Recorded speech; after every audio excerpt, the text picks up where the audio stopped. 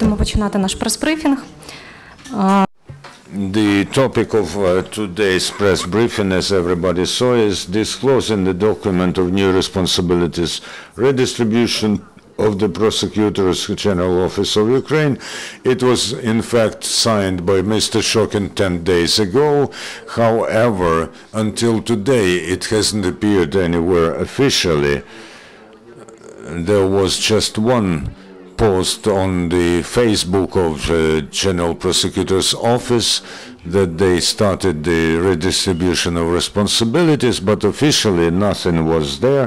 So I invite here Yehor Sobolev and Vitaly Shabunin to tell us all about this and what it will result in.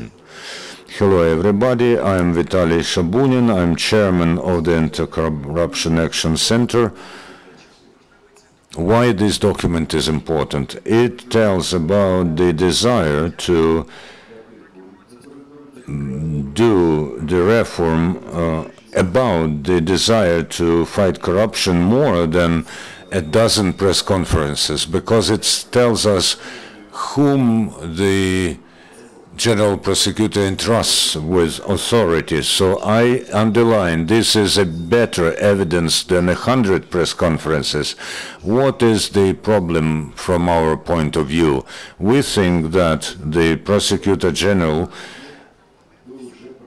leans on those who have already failed with all the work. More than that, he took away the opportunity to provide real result from those who have already done this.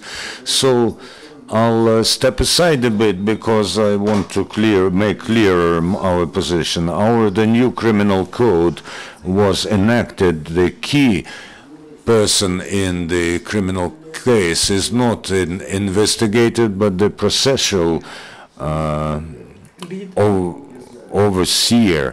First of all, their instructions are obligatory for investigators. Secondly, an investigator cannot do any search or tapping of conversations without the sanction from the processual overseer. And it was so said in the Prosecutor Office, General Offices. They said that Vitaly Kasko is now responsible for all this. Everybody was happy because they thought that the new team was given all the authority. But the Prosecutor General forgot to tell us that Kasko was entrusted with investigation. However, the processual overseeing will be done by Mr. Zalisko, processual control. And this is the person who has headed the General Department of Investigation of the General Prosecutor's Office, while Mr. Yarema was General Prosecutor. This is the person who conscientiously flopped the sanction list investigation. What is the logic for the prosecutor to do this, apart from the desire to kill any investigation and to substitute as for responsibility the young Kasko? No other motivation, because we show for the society, I'm so cool, I entrust Mr. Kasko with investigation. However, in fact, the actual person who controls the investigation is the one who, before this, has failed in every case. The only thing that the General Prosecutor's Office was consistent in action against the previous team of Mr. Yanukovych was taking away the property from which was gained illegally. This is, for instance, Sukholucha, where the lands were acquired against the law. So Kasko was responsible for, and he had the opportunity to go to courts and take the illegally acquired property back.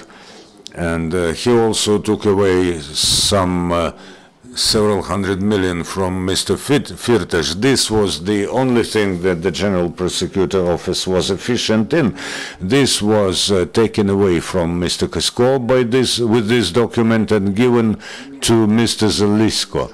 What's the logic apart from killing anything that was efficiently done by this General Prosecutor's Office? And I thank you, journalists, because Sakvarelidze and Kasko still have a authority to investigate crimes perpetrated by prosecutors. Why do I thank you, the journalists? Because, well, however Mr. Shokin wanted to do this, he couldn't take this away from Kasko or Sakvarelidze, because this would have been a huge scandal.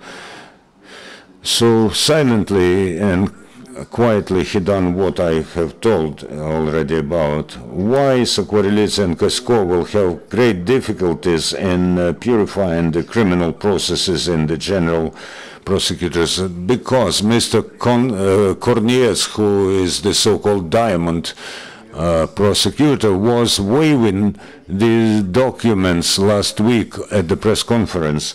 He had a document which is in the investigation materials, which he did not have the right to get. And someone had to provide it with this, and this could be, for instance, an investigator from Sakvarelidze's team or the controller from Mr. Kasko, but this is not within their interests, or Mr. Shokin, who violated all the processual orders and has demanded the case for himself. And I tell you that if those accused have the materials of the investigation, then all these investigations will flop. I am through. Now the word goes to Mr. Sobolev. In the beginning of the month, the General Prosecutor met the civil activists, and he was saying, just give me a chance to work, and by the end of the month you will see miracles. I believe that we see miracles. We've been seeing them for a year and a half. All the cases that were to be investigated are not investigated, and all the senior civil servants who had to be made responsible continue to be involved into the business with the leaders of the state. The further off we put aside this thing to replace the prosecutors, the further away we put aside the resolution of these cases. So this all takes away all the opportunities that the military in the front line create for us. And I would like to say that now in the parliament has no reasons not to dismiss this General Prosecutor. The signature, I have all the signatures. All those who want and can sign, please, any time, in day or night time. Only one MP signed it within the last 2 weeks, and that was Igor Lutsenko. I call upon other colleagues to follow his example, and I want to collect the signatures as soon as possible to dismiss this General Prosecutor, because he is basically doing everything so that everything that was done fails. If you have any questions, please introduce yourself. For who is it beneficial for Shokin to be still in power? To which political force? I will repeat my thesis. It's not political. We were thinking why they allowed Kluyev to run away. To think that Kluyev paid to Poroshenko, well, he probably paid at the level of the General Prosecutor's Office. But why did Poroshenko allow Shokin to let Kluyev run away? I can tell you, because if Kluyev were to was put into prison, then he would tell everything about everything. You understand that Poroshenko is from the old elite. You could not be the Minister of Economy not being involved into what the family was doing. So while this old elite is in power, no one will be put into prison. Why they block the investigation against the new civil servants? Because if any one of them is put to prison, this will break the whole corruption system, because it's based on one simple thing. There's no personal responsibility. Every minister, every judge, every prosecutor understands that maximum that threatens him is to be dismissed, not to be put into prison, not to have everything confiscated, but to just be dismissed. So they are listening to their bosses, and they are earning as much as they can so quickly. That is why we're fighting for such a precedent of punishing the senior civil servants. So we want to break the system that was created before Yanukovych. In Yanukovych time, it was turned into production line, and now it's still preserved. I go to different places, and people are saying the same. Nothing has changed.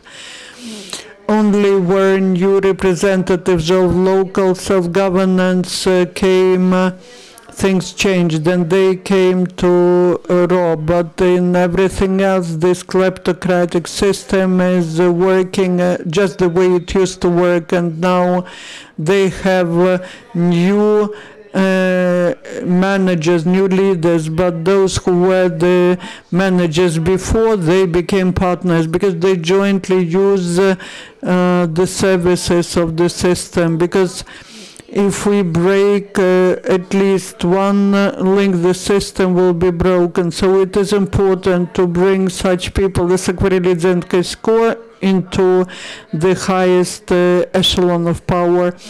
And the courts, they are trying to delay everything to have more time to rob. The only thing could be done is to create a new judicial system and to hire those people who have never worked as judges. Another question. I have a question to Mr. Sobolev. Before the summer vacations, Oleg Leshko, the leader of the Radical Party, was saying that they are collecting the signatures for dismissal of the General Prosecutor. You are not joining that collection of signatures. That would be simple, and you are starting the new one. You have just one signature now. Well, I don't know maybe how to explain what I think to journalists.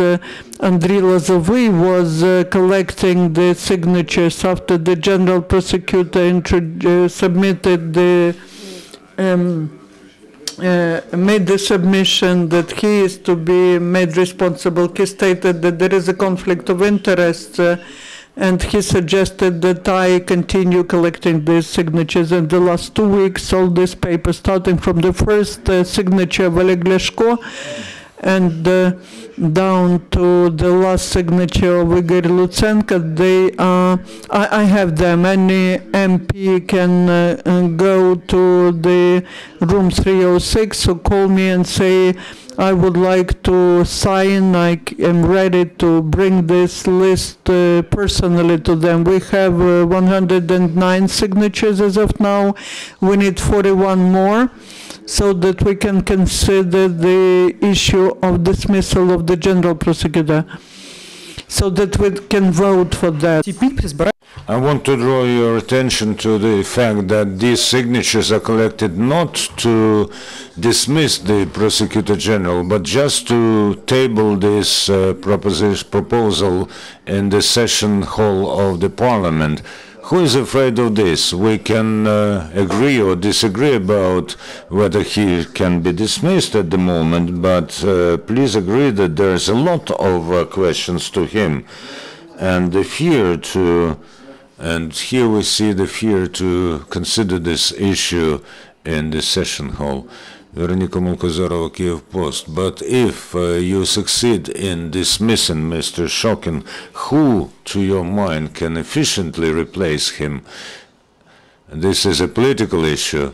I think that at least 2 deputy prosecutor generals have shown themselves as professionals who are able of breaking the system but not serving the system. Besides, since we ousted Mr. Yarema, we have tabled a draft law that cancels the political selection of Prosecutor General and introduces the competition principle, same principle that we used to find the first director of the National Anticorruption Bureau. We suggest that there's a independent commission that of people of authority to the society, which will be nominated by the President, the Parliament, and the Cabinet of Ministers, so that the President does not introduce the candidate who will lick his boots, but so that he selects professional and principled people, and who will not belong to anyone but only to Ukraine. And another short comment. Do you know how the presidential administration reacted to the desire to listen to the Prosecutor General in the session hall? And do you know that the previous one was they suggested amendments to the constitution that provide for the parliament, that take away from the parliament the right to dismiss the Prosecutor General. In the Ukrainian reality, after Mr. Magnitsky, Yarema and Shokin is not just a moveton to propose this, but is a ridicule in Ukrainian. So I forecast that in autumn there will be a great discussion about this, because the administration of the president will talk a lot about relaunching the court system, but they will be silent about the need to replace prosecutors who are serving the system. Vitaly, you once said that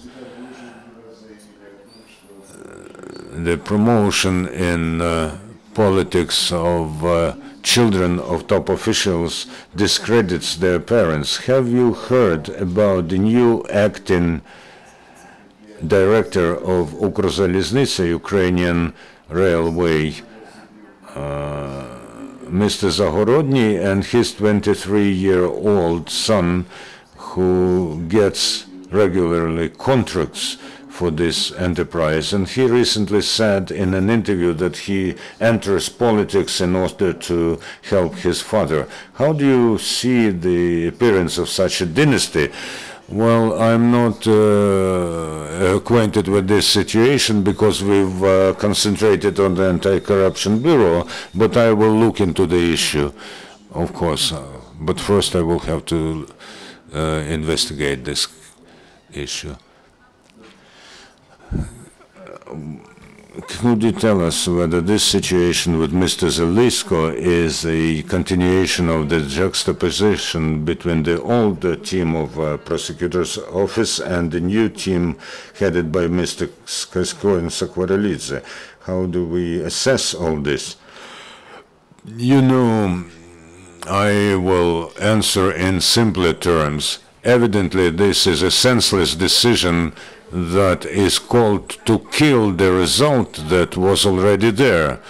You know, you can't look for better when something is good. What is the logic to take away from Kasko the opportunity to confiscate property through courts and give it to a person who wasn't efficient in this? I think that this is another attempt by Shokin to cover his actions with a reform of prosecutor's office and to reach his, or not even his, tasks, but the tasks dictated to him. But even if he's just out of his senses, I don't care. As a result, this is evident for everybody. This will make the things worse than it was previously. What is the sense of doing this? In the first case, This is the task who someone has set for them, and if he is not in the know, I don't care. I don't need a general prosecutor in the country who blocks the investigation of corruption cases and who actually hampers the prosecutor's office from confiscating the illegally acquired property. And the last question for today.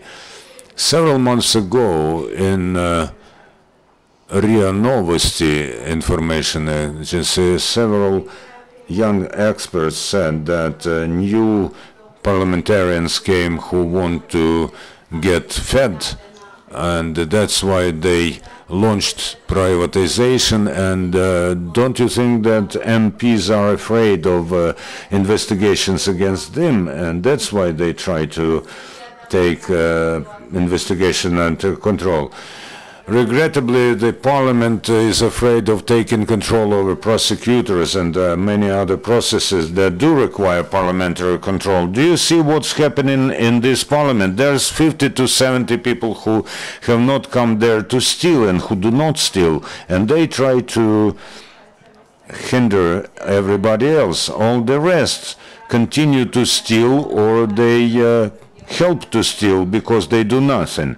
And this is the entire advantage and the entire tragedy of today's parliament. We do try to make a parliament out of it who will control privatization and the work of law enforcers and the implementation of legislation that we have approved and made theoretically one of the best in Europe. But this is all theory as long as we have such prosecutors and such judges. We are fighting to dismiss them, and of course we do not think and we do not seek any advantage or benefit from any dismissal or appointment. The current workers, prosecutors' office workers, hate us, and those who come to replace them have to become our allies, and they have to be controlled by us as a parliament. And this is going to be a mutual balancing, which was a long time ago invented by French philosophers and still not understood by the Ukrainian president. Thank you very much. The briefing is over. All the best.